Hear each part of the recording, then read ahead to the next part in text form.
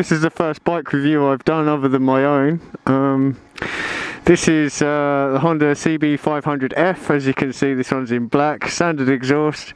This one comes with ABS, which is really nice. It's got a single disc on the front, obviously single disc on the rear. It's a twin, parallel twin by the look of it, and yeah, it's the thing about the CB500 is it's the models that came before it. There was one particular review where they went out and bought one, they stuck it in a races, they stuck it in a whole bunch of touring events, and basically that thing turned over 300,000 kilometers still on the original engine block and internals. Obviously, you know, chains, sprockets, brake pads, tyres had to be changed, and a few bits here and there to keep it going. We know that this thing is gonna be reliable and see you through to the end. It looks really aggressive. I particularly like the spoked wheels on it. The front fender is unique and looks good. If you look at it from the front, it's got that CB1000 or the Hornet kind of eyelid to it. I love the way these lights here are, they're kind of blacked out. I'm not sure if that's a standard, so I'm going to climb aboard it now. Oh, it's always weird. The ergos are so friendly for this bike. So turn it on. The horn is right there. That's where my indicator is on my bike. So I reckon instead of doing the indicator, I'm going to end up pressing the horn a couple of times. Stand up, because it's got the safety feature where if you're in first gear and the stand's down, it won't start. ABS light is on. Here it shows me how many litres it will do 100 kilometers on, and it's 4.3 at the moment.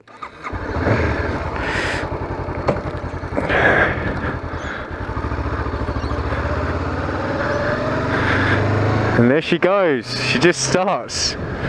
That's it, no fuss. It's got some low-end grunt actually.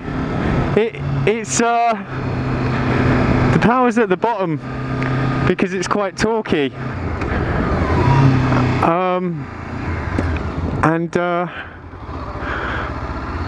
These are roads I don't know, by the way, so I'm not going to be hacking it. So I don't even know if I'm going to reach any dead ends. Looks like this might be a dead end. The mirrors are large and handy and useful, and they don't look half bad either.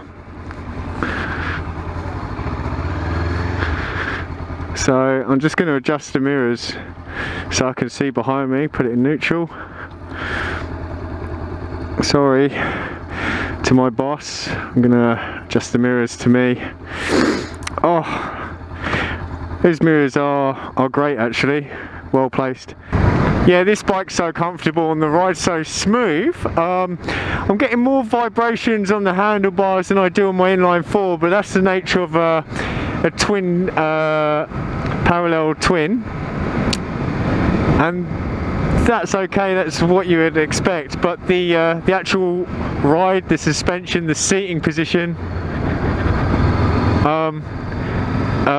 really makes you know, a speed like 50 kilometers seem like nothing. 50 kilometers on this thing feels like 10 kilometers.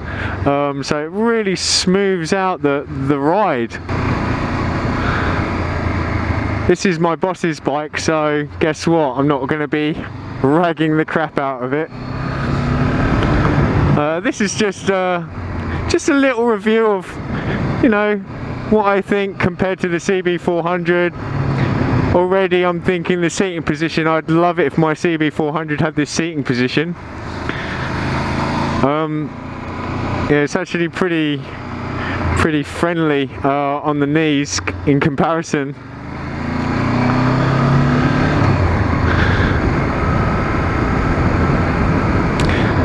Yeah, not even touching the throttle, and it's you know, doing 50 kilometers an hour, it would almost seem like it was unhappy to do anything less. Wow. This bike feels like it just 50 kilometers an hour feels like this bike is in idle. It's doing nothing.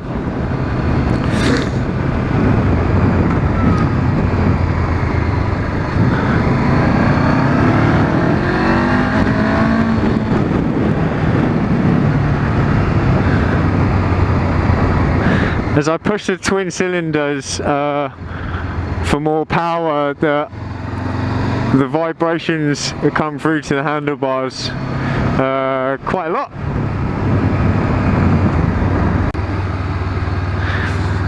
So it's weird, I don't know how to explain this. It's got more vibrations than my bike, yet when I'm going the same kind of speed as I would be on my bike feels like it's going some, and this bike feels like it's not even trying. And that's the difference in character with the engines. All the grunt is down low on this bike, power comes early, whereas my bike, the power surges at the top. I've been on this thing for 5 minutes and I'm already starting to get a bit of confidence in it. It's got a good turning angle. In fact, it's got a really good turning angle, much better than my CB500, and the kind of the positioning that the rider sits on this bike, the way it's got you planted, actually makes it easier to do those tighter turning angles. So, you know, this would weave you in and out of the city, no problem. It wouldn't give you much of a fuss at all. The buttons are nice and big, it's easy for your thumb to find it. So once you get used to the controls, it's going to be no problems finding the controls that you need. They're nice and big and bright and obvious and easy to feel for. The dash is really clear. I've got the sun just blinding onto the dash, and I can see it nice and clear. It's all completely digital. And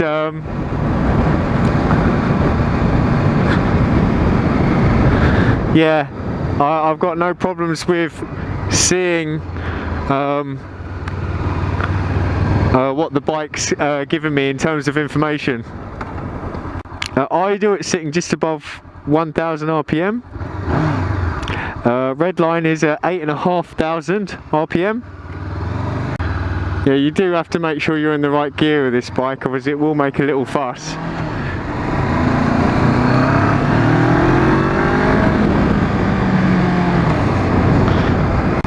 The gears are no nonsense. Like when you put this bike into gear, you feel it with your foot. You know when it's in gear and you know when it's out. It's obvious. There's a big clunk telling you, yes, you got it right. No, you didn't. So it's very hard to not get this bike in the gear via feel.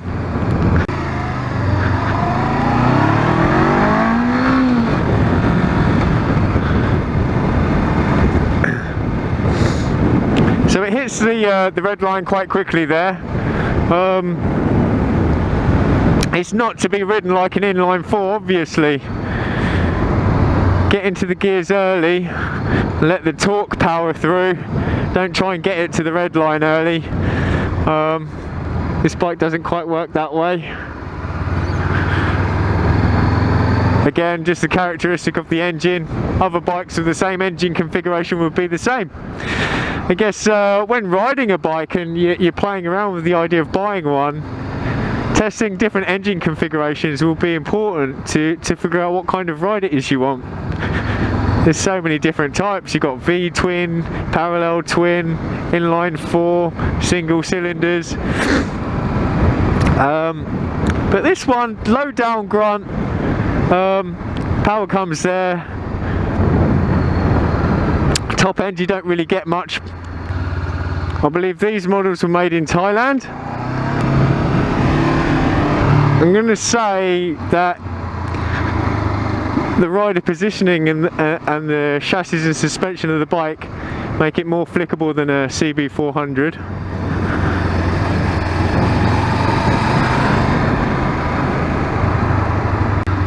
The ride's soft, not difficult, or at least that's how it's set up. I'm not sure if the suspension is adjustable. It doesn't look like it at the front. The front aren't big piston forks or upside down forks. Standard shower forks. The rear is a single spring suspension. I'm about 5'8" and 5'9", and yeah, my feet touch flat on the ground, nice and easy.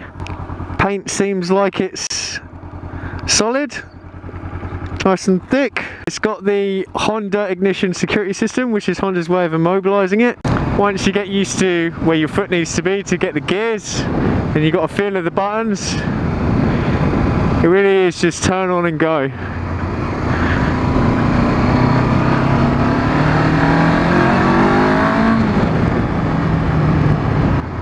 This bike is basically aimed for comfort, ease of use, and I would imagine as well the engine would be cheap to service as well, and it would come in at a good insurance group.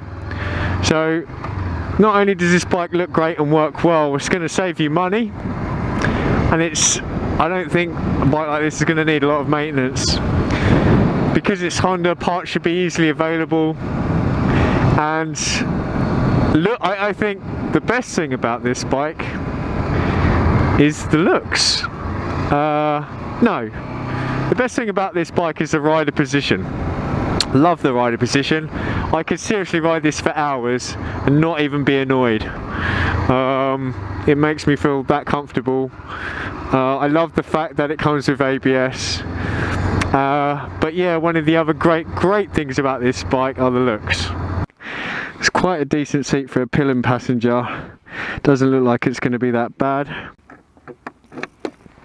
This just pops up like that. You can put your lock in there. And there's some tools, whatnot. Lovely jubbly. And the pillion passenger is going to get plenty of space sitting on something like that. There's 2 hands worth of space there for your arse.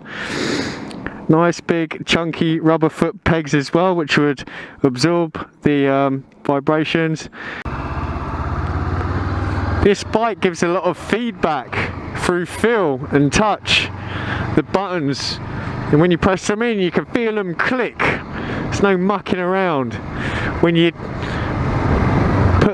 you shift up or shift down, it really clunks into position. You know if it's in or it's out.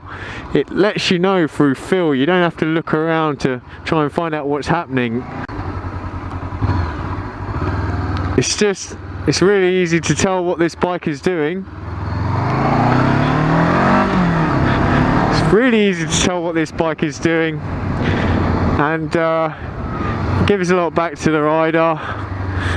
This is just too easy. I mean, is there anything bad I can say about it? Well, I don't like parallel twins, so that was the one thing I was going to say that was bad about it, but that's an engine configuration. There's way more bikes than this one that have parallel twins that people absolutely love. It's just a preference, isn't it?